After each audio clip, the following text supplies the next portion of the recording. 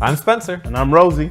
This is the Itch Network, and we're here to review Etrian Odyssey 5, Beyond the Myth. The weight of the world is on your shoulders. It now falls on you to protect this planet.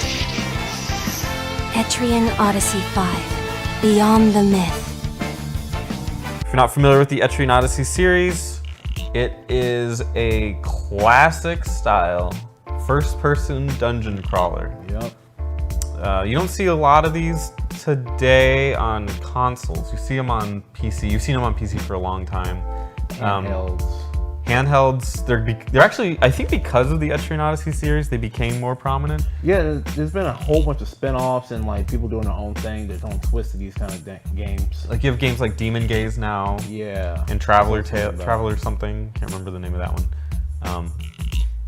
There are different companies kind of trying to take advantage of that style, and I think a lot of it has to do with Atlas bringing it more into favor with this series. It's a very simple, but yet at the same time very complex game. So that's why you sit down, play for like 10 minutes, and still accomplish something, and turn it off. So these games are pretty hardcore, and these are probably the more hardcore of the group of the style because you have to use both screens on the 3DS. Yeah.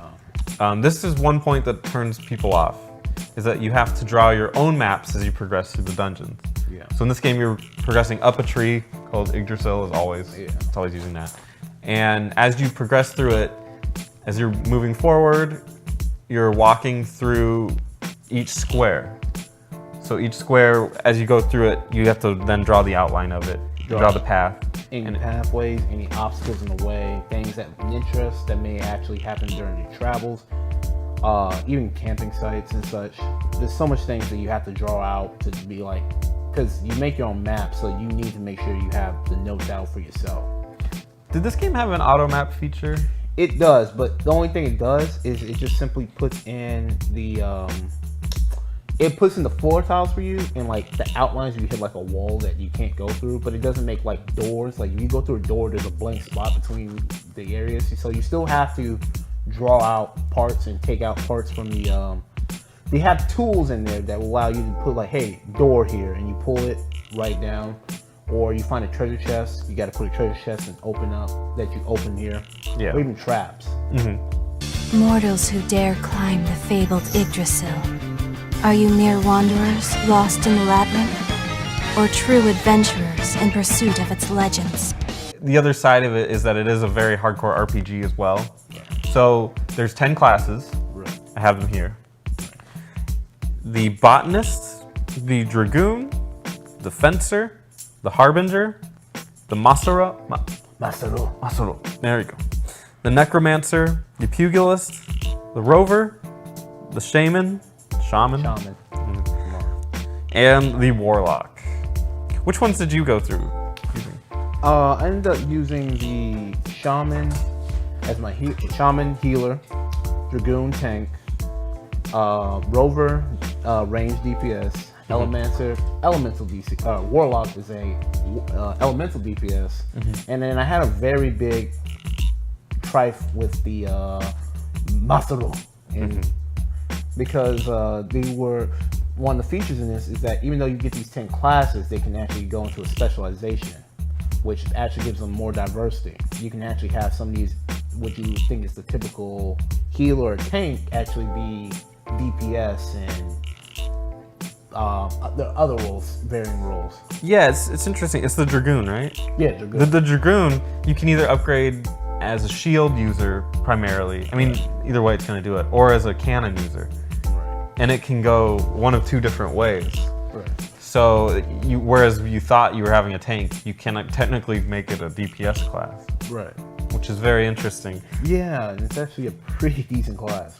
I just wish I knew that beforehand, because I invested so many points in them being a tank to the point I was like, maybe he would be a better DPS than some of my other characters.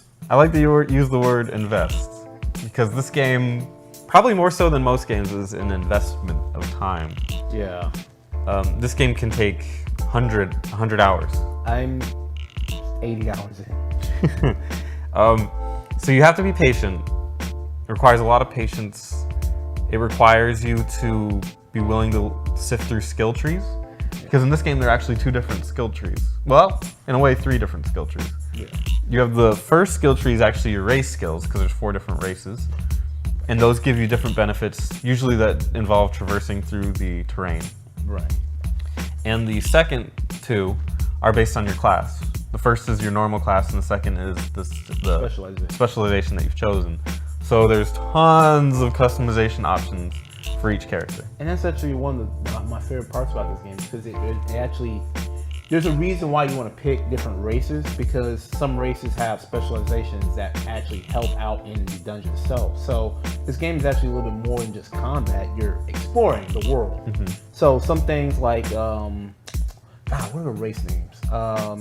Yeah, they have weird names. Yeah, they have a lot of weird. The Celestian, I think that's one. The Celestian, they are the high TP, typically your mage class.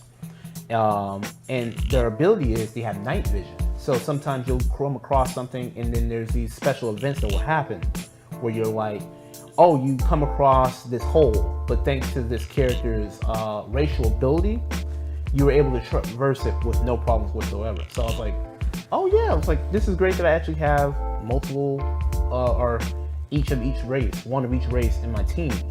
You know, we both play D&D, and when I was playing through this game, it often reminds me of D&D, because you'll come across a situation, and one of your characters will be proficient at it.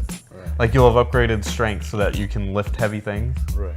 And then it'll come to play, whereas like it'll say there's a big boulder in the middle, like blocking the way. Would you like to remove it? And you say yes, and then it says the character that is strong at that will do it. Right. And I love that.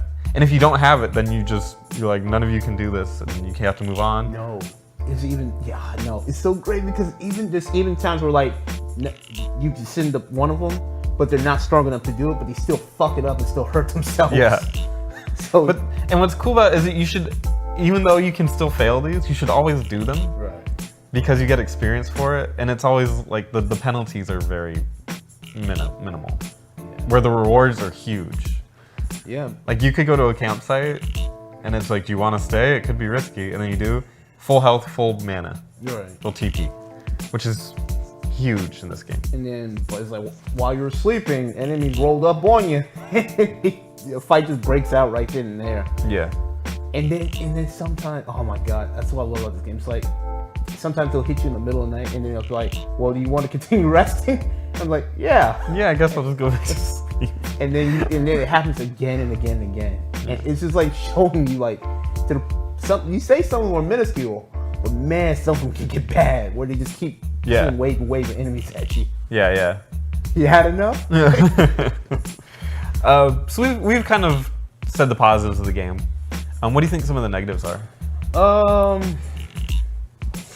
It's not as flashy because it's a crawl-based dungeon RPG. So it's not gonna have like some of the flashy like attack moves as some of the traditional RPGs, even turn-based. A lot of times you'll see like I'm slashing, so then all of a sudden you see like a little slash and go yeah, and then that's it. Not really flashy, but you see the numbers go up. So it depends on what you want for that. I would say that this game has almost no story. It's very muted, the story. I know, it's interesting because when you said that, I'm like, I always have to make the story in my own head. That's always the thing about these games. It's like XCOM in a way. Yeah. You build these characters up and you kind of attach personality to them yourself. I guess this isn't a con, it's more of I guess it's one of those mixed. Well, that's the thing, is that this is how this style of game is.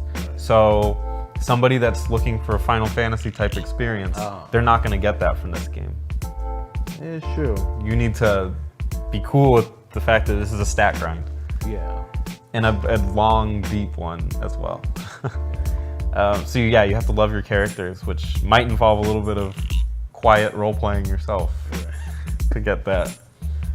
Would you recommend this? Oh, fuck yeah, I would recommend this. This is a great game. Like, I guess if you can get past the barriers of making your own maps, because honestly, that's one of the things when I first saw this game. I saw this game a long time ago, Etrian Odyssey 2. I never even touched it because I was like, what is this game about? You gotta make your own story, you gotta make your own map and such. I'm like, I don't really want to do all that. But once like I met you and you were like, play the game, I was like, all right, the game's all right, I guess. And I was like, oh shit, I'm loving it.